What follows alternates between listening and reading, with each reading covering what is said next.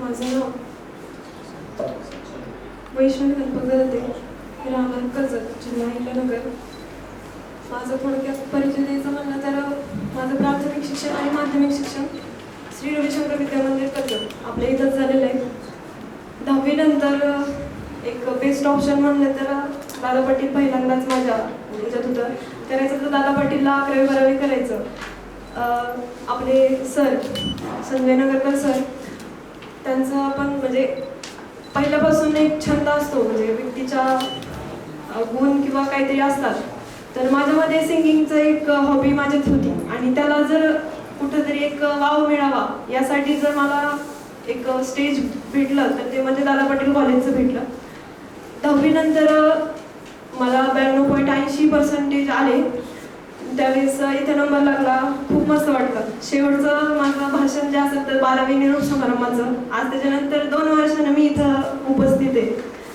हे मी माझं नशीब मानेल की मला एवढं चांगलं कॉलेज भेटलं आणि चालू वर्षीला मी SYBA मध्ये इथं शिक्षण घेत आहे. 12वीच्या निरोप समारंभाच्या वेळेस असं वाटलं परत कधी येईल मी या कॉलेजला बोलण्यासाठी. तर ही देवानं माझ्या आज नशिबी म्हणजे माझे कष्ट आणि नशीब दोन्हींची ज्यावेळेस संगड होते त्यावेळेस माणसाला यश प्राप्त होतं आणि ते मला आज यश इथं भेटलं. प्राचार्य सरांसारखे चांगले मला व्यक्ती इथं लाभले. सर असतील माझ्या 11वीला मी सायन्स साईडनी ॲडमिशन इथं घेतलं. 11वी-12वी माझी इथंच झाली.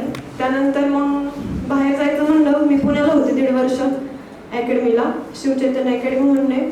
तिथं मी 1.5 वर्ष प्रॅक्टिस केली, पण माझं ॲडमिशन इथंच होतं. सगळे शिक्षक मला खूप मार्गदर्शन करणारे भेटले. मी FYS म्हणजे ज्यावेळेस मी BA ला ॲडमिशन घेतलं त्यावेळेस शिक्षक पण मला खूप सपोर्टिव्ह भेटले. फक्त पेपरसाठी मी यायची, पण सगळं मॅनेज सरांनी केलं. शेंडे सर असतील, थोरात सर असतील, त्यांच्या मार्गदर्शनाखाली मी एवढंही केलं. सरांचा फोन आला मला, थोरात सरांचा, ग्राउंड झाल्याच्या नंतर. ग्राउंड माझं पहिल्यापासून वीक होतं, पण त्या ह्याच्यातून मी केलं. सर म्हणले आता काय होईल, तू 1.5 वर्ष झालं करते, काय होईल. मनाला माहीत होतं होणार आहे, पण बोलून म्हणजे जोपर्यंत सिलेक्शन होत नाही तोपर्यंत कोणताच माणूस पुढे पाऊल उचलू शकत नाही आणि जोपर्यंत लिस्टला नाव येत नाही तोपर्यंत आपलं सिलेक्शन नाही असं म्हणूनच धरायचं. ज्या दिवशी माझा पेपर झाला पुणे शहरचा, 22 मार्चला माझा पेपर झाला, त्या दिवशी सगळे रडायला लागले घरचे की सिलेक्शन झालं. 7-8 मार्काची लीड मला होती पहिल्यापासून, म्हणजे काम होणार हे फिक्स होतं. पण रिझल्ट लागूपर्यंत आम्ही सगळे वेट केले की बाबा नाही, जोपर्यंत रिझल्ट नाही लागत तोपर्यंत कोणतंच पाऊल उचलायचं नाही किंवा मग काय करायचं आपलं सेलिब्रेशन ते पण नाही करायचं. 8 दिवस झाला आता रिझल्ट अजून पण नाही, पण 7-8 मार्काची लीड. आणि आज सकाळीच मला टेक्स्टला मेसेज आला की डॉक्युमेंट व्हेरिफिकेशनसाठी आज त्यांनी उद्या मला बोलवलेले.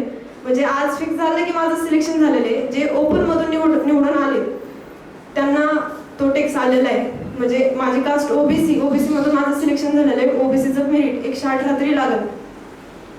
7 मार्काची लीड घेऊन मी आज पुणे शहराला भरती झालेली आहे. ग्राउंडला मला 50 पैकी 39 मार्क होते आणि लेखी 100 पैकी 86 माझी लेखी पडली. अशी टोटल 125 झाली माझी. 125 वर मी आज पुणे शहरमध्ये निवड झाली माझी. खरंच मी सरांचं आभार मानेन, एवढं चांगलं मला स्टेज भेटलं आणि एवढे सगळे मला चांगले शिक्षक भेटले. आता ग्रॅज्युएशन कंप्लीट माझं इथूनच करेल मी. तुमच्या सगळ्यांचे आशीर्वाद माझ्या पाठीशी राहू द्या. एवढं बोलून 2 शब्द थांबवते.